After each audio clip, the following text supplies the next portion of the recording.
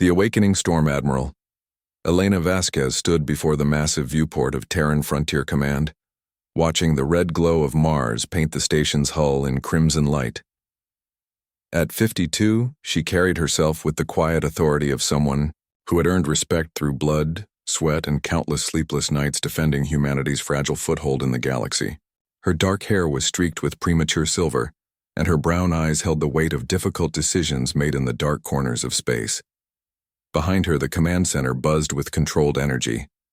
Officers moved between holographic displays, their voices creating a symphony of coordination that had become as familiar to Elena as her own heartbeat. Today was different, though. Today, everything would change. "Admiral, Dr. Chen is ready for you in Lab 7, came the voice of her aide, Lieutenant Commander Sarah Park. The young officer's usually steady voice carried an undertone of excitement that she couldn't quite hide. Elena nodded, straightening her navy blue uniform. The Phoenix Project had been humanity's most closely guarded secret for the past 3 years. Even she hadn't known the full scope of what Dr. Marcus Chen and his team had been working on until 2 weeks ago. When she'd first seen the test results, she'd thought someone was playing an elaborate joke. The laws of physics, as understood by the Galactic Assembly, simply didn't allow for what Chen claimed to have achieved. The walk to Lab 7 took her through the heart of the station. Everywhere she looked, she saw the evidence of humanity's precarious position in the galaxy. The corridors were narrower than those on alien ships, the walls made from recycled materials, rather than the exotic alloys used by the Zephyrians or the Korthax Empire. Humanity had been admitted to the Galactic Assembly only 50 years ago, and they'd been treated as junior partners ever since. The aliens had been generous, they claimed. They'd shared basic space travel technology, medical, advances, and communication systems. But they'd kept the really advanced stuff to themselves: quantum fold drives that could bend space-time, energy weapons that could crack planets, defensive shields that made ships nearly invulnerable. All of these remained beyond humanity's reach. The Assembly claimed it was for everyone's safety. Humans were too young, too unpredictable, too dangerous to be trusted with such power. Elena had chafed under these restrictions her entire career. She'd watched human colonies struggle to defend themselves with inferior technology, while alien patrols swept through human space with casual arrogance. She'd seen promising human scientists turned away from advanced research programs because their species wasn't deemed ready. Most frustrating of all, she'd sat through countless assembly sessions where human representatives were politely ignored or openly dismissed. Dr. Marcus Chen was waiting for her in Lab 7, his Asian features animated with barely contained excitement. At 38, he was young for a project leader, but his mind worked in ways that left even seasoned researchers scrambling to keep up. His black hair was disheveled from running his hands through it, and his lab coat bore the stains of countless experiments. "Admiral, you're going to want to see this," he said without preamble, leading her to a massive viewport that looked out into space. Beyond the transparent aluminum, Elena could see what appeared to be empty space dotted with distant stars. "I'm looking at nothing, Marcus," she said, though she kept her voice patient. She'd learned to trust his unconventional methods. "Exactly," he grinned, pressing a control on his tablet. "Computer, bring up the Phantom Fleet." The space outside the viewport shimmered like heat waves rising from hot asphalt. Then, as if reality itself was being rewritten, ships began to appear. Not the slow fade-in of conventional cloaking technology, but a sudden, jarring transition, from nothingness to solid matter. Elena's breath caught in her throat. 12 ships hung in the void, but they weren't like anything in the known galaxy. They were sleek, angular, and seemed to absorb light rather than reflect it. Their hulls appeared to be made of some dark material that shifted and flowed like liquid metal. Strange geometric patterns pulsed along their surfaces with a soft blue, light that seemed to come from within the ships themselves. "How?" Elena whispered. Marcus's grin widened. "We stopped trying to copy alien technology and started thinking like humans. Every species in the galaxy approaches physics the same way, as a set of rules to be followed. But humans have always been rule breakers. We don't see limitations. We see puzzles to be solved. He led her to a workstation covered in holographic displays showing equations that made Elena's head spin. The aliens understand quantum mechanics, but they think in terms of discrete states. A particle is here or there, a ship is visible or invisible, space is curved or flat. But we started asking, what if it's both? What if we could exist in multiple states simultaneously? Elena studied the readings, trying to make sense of the impossible numbers. You're telling me these ships exist in some kind of quantum superposition? More than that, Marcus said, his voice dropping to an awed whisper. They exist in multiple dimensions simultaneously. They're not just cloaked, they're partially phased out of normal space-time. That's why their sensors can't detect them. Why? Their weapons can't lock onto them. We're not hiding from their technology. We're operating outside the framework of physics they understand. The implications hit Elena like a physical blow. If humanity had truly cracked multi-dimensional engineering, they'd just leaped ahead of every other species in the galaxy by centuries. The balance of power that had kept Earth subjugated for half a century had just shifted in ways no one could have predicted. How many ships do we have? She asked, her tactical mind already racing through possibilities. These 12 are just the test fleet, Marcus replied. We've been building the real fleet in the hidden shipyards beyond Pluto. 300 vessels, from single-seat fighters to dreadnoughts that make the Assembly's flagships look like shuttles. Elena felt her heart racing. Marcus, do you realize what this means if the Assembly finds out about this? They'll demand we turn over the technology, Marcus finished. They'll claim it's too dangerous for humans to possess. They'll find some excuse to strip us of everything we've built and lock us back in our little corner of the galaxy. Elena nodded grimly. She'd seen it happen to other species who'd made unexpected technological breakthroughs. The Assembly had ways of maintaining control that were both subtle and devastating. Economic sanctions, trade restrictions, protective military occupations. They had a dozen tools for keeping younger races in line. We need to contact the Assembly, she said finally. But we do it on our terms.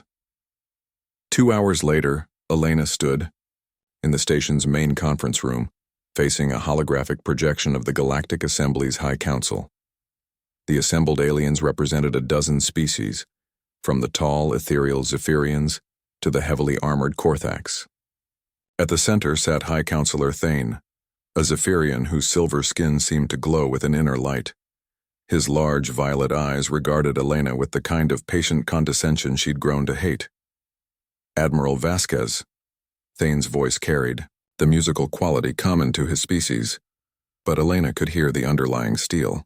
We understand you have requested an emergency session to discuss matters of galactic security. This is highly irregular. Elena clasped her hands behind her back, maintaining military bearing despite the weight of what she was about to do. Honored Counselors, humanity has achieved a breakthrough in defensive technology that we believe the Assembly should be aware of. The alien representatives exchanged glances. Ambassador Kethvar, the Zephyrian who served as humanity's official liaison to the Assembly, leaned forward with obvious concern. He'd always been sympathetic to humanity's position, but even he looked worried by the implications of Elena's words.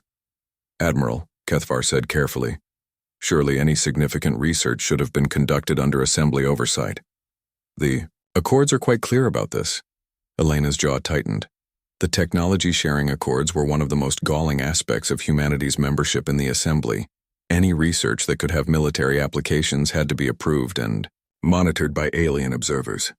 In practice, this meant that human innovation was strangled in its cradle, with the most promising developments being shared with other species who were better equipped to develop them.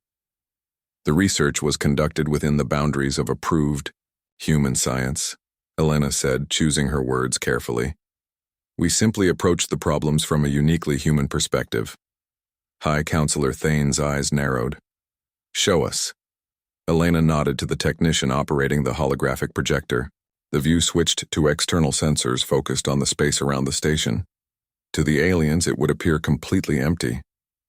Computer, reveal the Phantom Fleet, Elena said calmly. The reaction was immediate and dramatic. As the 12 ships materialized out of apparently empty space, several of the alien representatives actually recoiled. General Kothak, the massive Korthak's military commander, rose from his seat with a sound like grinding stone. "Impossible," he rumbled, his forearms gesticulating wildly. "Our sensors show nothing. These ships do not exist in normal space-time." "They exist," Elena said quietly. "They're simply operating according to principles that your physics doesn't account for." The chamber erupted in a dozen languages as the alien representatives tried to process what they were seeing. Elena watched their faces, seeing shock give way to fear, then to anger. She'd expected this reaction, but it still sent a chill down her spine. High Counselor Thane raised a hand for silence, his musical voice cutting through the chaos. "Admiral Vasquez, these vessels represent a clear violation of the technology accords. The development of advanced military technology without assembly oversight is forbidden." Elena's eyes flashed. "The accords prohibit the development of technology beyond our current understanding. This technology is within our understanding." "It's just that our understanding has evolved." "Semantics," General Kothak growled. "You have created weapons that could destabilize the entire galactic balance. This cannot be permitted." Elena took a step forward, her voice hardening. "General, with respect, humanity has followed every rule, every restriction, every guideline the Assembly has imposed on us for 50 years. We've watched our colonies struggle while alien patrols cruise through our space with technology we're not allowed to develop. We've seen our scientists turned away from research that could benefit all species because we're deemed too young, too dangerous, too human." The silence in the chamber was deafening. Elena could see the shock on the aliens' faces. No human representative had ever spoken to the Assembly with such directness. Ambassador Kethvar leaned forward, his voice urgent. "Admiral, please. The Assembly has always acted in the best interests of galactic stability. These restrictions exist for good reasons." Elena's laugh was bitter. "Whose best interests, Ambassador? When the Rigelian plague threatened to wipe out 3 human colonies, we were told that advanced medical technology couldn't be shared because we might misuse it. When the Outer Rim pirates started raiding our shipping lanes, we were told that modern weapon systems were too dangerous for humanity to possess. Every time we've asked for the tools to protect ourselves, we've been told we're not ready." She gestured toward the Hidden Fleet. "Well, we've made ourselves ready. We've solved the problems you said were impossible. We've developed technology that puts us on equal footing with any species in the galaxy." High Counselor Thane's voice was cold. "You have developed technology that could threaten any species in the galaxy. The Assembly cannot allow such weapons to remain in the hands of an unproven race." Elena's eyes blazed. "Unproven?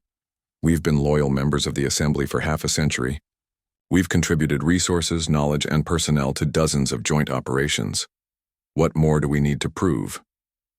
"Wisdom," Thane replied simply. "The wisdom to know when power is too great to be wielded safely." Elena felt the weight of history pressing down on her. She knew that her next words would determine humanity's future in the galaxy.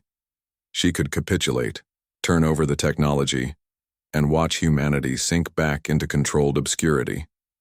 Or she could make the choice that might save her species or destroy it. "No," she said quietly. The single word hung in the air like a death sentence. Elena saw the aliens' faces change, saw the exact moment when negotiation became impossible. General Kothak's voice was like grinding stone. "Then you force our hand, Admiral. The Assembly cannot permit this technology to exist outside our control. We will deploy peacekeeping forces to secure these vessels and ensure that the technology is properly contained." Elena's smile was sharp as a blade. "You're welcome to try, General, but I should warn you. These 12 ships are just the beginning. The real fleet is already moving into position." The holographic projection flickered and changed, showing sensor readings from across human space. What had appeared to be empty, space was suddenly filled with ships, hundreds of them appearing from nowhere like phantoms materializing in the void. They surrounded every major alien installation in human territory, their dark hulls invisible to conventional sensors, but now revealing themselves in a display of strength that sent shockwaves through the assembly chamber. High Counselor Thane rose from his seat, his silver skin pale with fury. "You threaten the assembly?" "We defend ourselves," Elena replied calmly. "For 50 years, humanity has been the junior partner in a relationship where we provided resources and received condescension in return. We've been told we're too young, too dangerous, too unpredictable to be trusted with real power. Well, Counselor, we've grown up." The transmission ended with a click that echoed through the silent chamber.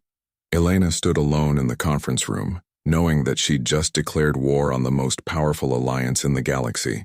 But as she looked out at the dark ships surrounding the station, she felt something she hadn't experienced in years. Hope. Humanity had spent half a century playing by alien rules, accepting their place as the galaxy's newest and least important member. But humans had always been at their best when their backs were against the wall, when impossible odds forced them to find impossible solutions. Elena touched her communicator. "All stations, this is command. Activate Condition Alpha. All fleet elements assume defensive positions. As of now, Earth is no longer bound by the technology accords. The die had been cast. Humanity would either rise to take its place among the galaxy's great powers, or they would burn in the attempt.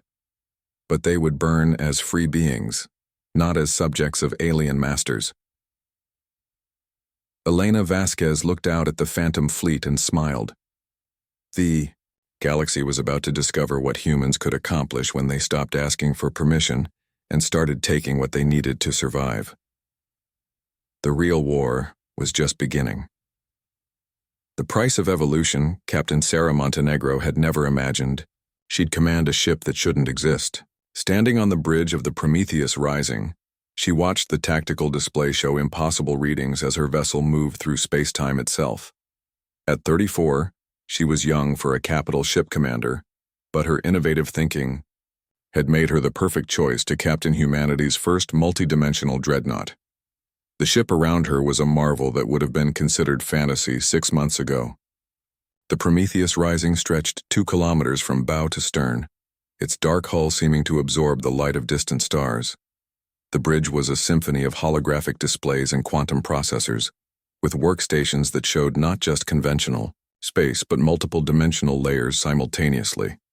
"Captain, we're receiving the assembly fleet's broadcast demands," reported Lieutenant Torres from the communications station.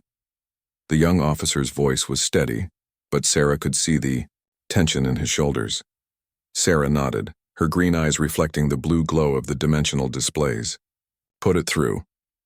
The main screen flickered to life, showing the imposing figure of General Kothak aboard the assembly flagship Eternal Dominion.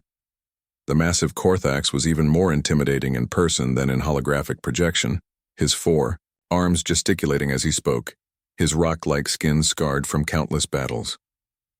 "Human vessels, you are ordered to power down your illegal technology and prepare to be boarded." Kothak's voice rumbled through the bridge speakers. "Surrender now, and your crews will be treated according to assembly protocols. Continue to resist, and you will be classified as pirates and dealt with accordingly." Sarah exchanged glances with her first officer, Commander James Wright, a grizzled veteran whose weathered face had seen too many battles. He raised an eyebrow, and she could read the question in his expression. She shook her head slightly. They both knew there would be no surrender. "General Kothak," Sarah replied, her voice carrying across the void between fleets. "I am Captain Sarah Montenegro of the Terran Defense Force. Your threats are noted, but humanity will not be returning to a state of technological subjugation. We've evolved beyond your ability to control us." Kothak's laugh was like stones grinding together. "Evolved? You humans are barely past your first steps into space. Your tricks may fool sensors, but they will not save you from superior firepower." The transmission ended and Sarah turned to her crew. Around her, officers worked at stations that monitored not just normal space, but dimensional layers that existed parallel to reality. The technology was so advanced that they were still learning its full capabilities. "All stations report status," Sarah commanded. "Dimensional phase generators at full power," reported Chief Engineer Jake Thompson from his position at the quantum controls. At 28, Jake was a prodigy who understood the new technology better than anyone, except Dr. Chen himself. His sandy hair was already receding despite his young age, a casualty of the stress of working with physics that rewrote themselves daily. Weapon systems online, called Lieutenant Commander Maria Santos from Tactical. Quantum torpedo launchers loaded, dimensional pulse cannons charged and ready. Sarah nodded, feeling the weight of command settle on her shoulders. She was about to test humanity's new weapons against the most powerful military force in the galaxy. If they failed, Earth itself might pay the price. Captain, Communications Officer Torres spoke up. We're receiving transmissions from the other fleet elements. All Phantom ships report ready for combat. Through the viewport, Sarah could see nothing but stars and the distant glow of the Crimson Nebula. But she knew that dozens of human ships were positioned throughout the area, existing in dimensional states that made them invisible to conventional sensors. The assembly fleet, massive and imposing with their kilometer-long dreadnoughts, and swarms of escort vessels had no idea they were already surrounded. General Kothak is beginning his approach, Commander Wright reported, studying the tactical display. 300 ships in standard battle formation. They're confident. Sarah's smile was grim. Their confidence is about to become a liability. The battle began with a demonstration of power that sent shockwaves through the assembly fleet. As General Kothak's forces moved into attack formation, space around them suddenly filled with human ships materializing from multiple dimensions simultaneously. The Phantom fleet didn't fade into view like conventional cloaked vessels. They simply appeared as if reality had been rewritten to include them. All ships, this is Prometheus Rising. Sarah broadcast on the human fleet frequency. Execute pattern Delta. Show them what human innovation looks like. The human ships moved like nothing the galaxy had ever seen. Instead of the predictable arcs and turns of conventional space combat, they flickered in and out of normal space-time, appearing behind enemy vessels, striking with quantum weapons, then vanishing before return fire could be targeted. The assembly fleet's advanced sensors, designed to track objects moving at incredible speeds through normal space, were useless against enemies that stepped outside the framework of physics entirely. Sarah watched the tactical display as human. Fighters phased through the hulls of assembly ships, delivering quantum charges directly to their power cores before emerging on the far side. The sight was impossible, like watching ghosts pass through solid matter. Except these ghosts carried weapons that could crack reality itself. Captain, the assembly flagship is trying to lock onto us, Lieutenant Santos reported. They're targeting. Systems can't establish a solid lock. Phase us into dimensional layer 7, Sarah ordered. Jake's hands flew across the quantum controls, and the Prometheus Rising shifted slightly out of normal space-time. To the assembly fleet, the massive dreadnought would appear to flicker and become translucent, like a mirage that couldn't be grasped. General Kothak's voice cut through the chaos of battle, transmitted on all frequencies with increasing desperation. What sorcery is this? Your ships violate the fundamental laws of physics. Sarah opened a channel directly to the assembly flagship. Not sorcery, General. Science. Human science. We stopped accepting limitations and started creating possibilities. The battle was unlike anything in recorded galactic history. Assembly ships, for all their advanced technology, were designed to fight enemies that obeyed the same physical laws they did. Their weapons, perfected over millennia of conventional warfare, simply couldn't target enemies that existed partially outside normal space-time. Commander Wright monitored the enemy fleet's movements with growing amazement. Captain, they're trying to adapt their tactics, but they don't understand what they're fighting. Their formation is falling apart. Sarah nodded, watching as assembly captains tried desperately to track human ships that appeared to teleport randomly around the battlefield. What the aliens didn't understand was that the human vessels weren't teleporting. They were taking shortcuts through dimensional space, using principles of physics that the assembly's greatest scientists had never imagined. Engineering can. We demonstrate the dimensional cannon? Sarah asked. Jake looked up from his controls, excitement and nervousness warring in his expression. The theory is sound, Captain. but we've never tested it in actual combat. No time like the present, Sarah replied. Target the assembly command cruiser. Let's show them what happens when humans stop playing by alien rules. The dimensional cannon was humanity's most audacious weapon, a device that didn't just fire projectiles through space, but through the quantum substrate of reality itself. As the Prometheus Rising lined up its shot, space around the target began to warp and twist. The assembly command cruiser, a massive vessel bristling with conventional weapons, suddenly found itself caught in a localized distortion of space-time. The effect was spectacular. The enemy ship seemed to stretch and compress simultaneously, its hull twisting through dimensions that human eyes couldn't properly perceive. For a moment, the cruiser existed in multiple states at once, intact and destroyed, present and absent, real and theoretical. Then the dimensional field collapsed, and where the cruiser had been, there was only empty space and a few fragments of exotic matter that sparkled briefly before dissolving into quantum foam. The silence that followed was deafening. Both fleets seemed frozen in space as the implications of what they'd witnessed sank in. Humanity hadn't just built better weapons. They'd created technology that treated the fundamental forces of the universe as suggestions rather than laws. General, Kothak's voice when it finally came was hollow with shock. You have torn a hole in reality itself. We've opened a door, Sarah corrected. The question is whether the galaxy will walk through it with us or try to slam it shut. The tide of battle had turned completely. Assembly ships, faced with enemies they couldn't target and weapons they couldn't comprehend, began to withdraw. But even as victory seemed within reach, Sarah felt no satisfaction. She understood that this battle was just the beginning of a much larger conflict. Captain, Commander Wright said quietly, we're receiving a transmission from Admiral Vasquez, Priority Alpha. The main screen shifted to show Admiral Elena Vasquez aboard the Terran Frontier Command Station. Her expression was grim, and Sarah could see the weight of difficult decisions in her dark eyes. Sarah, well done out there, Elena said. But we have a problem. The Assembly has just declared humanity a rogue state.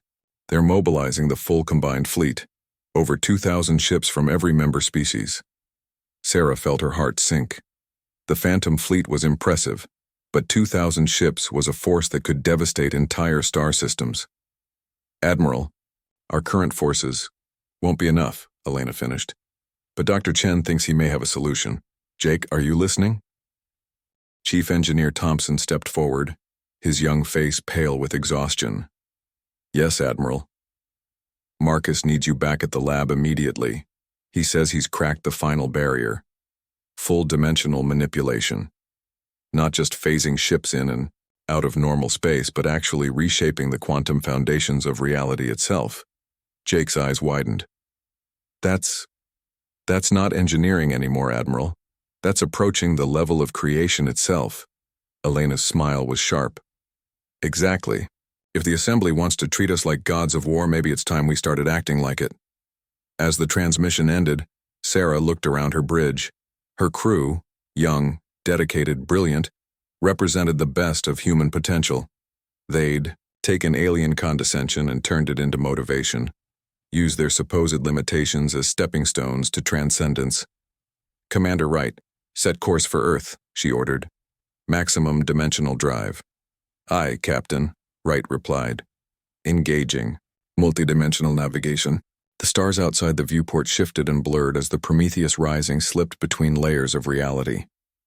Sarah watched the impossible sight of space folding around them, taking them across light years in moments through dimensions that existed parallel to normal space-time. Captain, Lieutenant Torres called from communications. We're receiving messages from across the galaxy.